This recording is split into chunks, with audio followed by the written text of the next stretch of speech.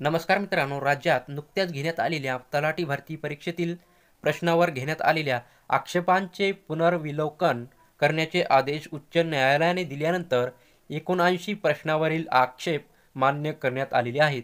त्यामुळे या प्रश्नातील बदलानुसार गुणवत्ता यादीमध्ये बदल करण्यात आला असून एकूण 36 जिल्ह्यांच्या सुधारित गुणवत्ता यादी प्रसिद्ध करण्यात येणार आहे.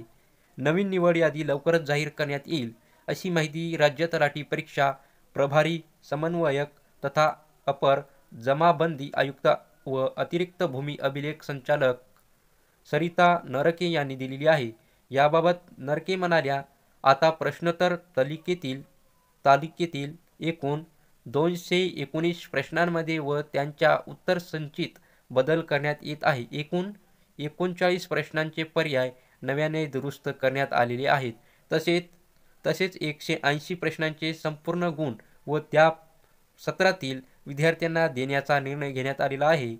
यानुसार उमेदवाराच्या लॉग इन खात्यात योग्य ती सुधारणा करण्यात येईल. तसेच प्रश्ननिहाय दुरुस्तीची माहिती प्रसिद्ध करण्यात आलेली आहे.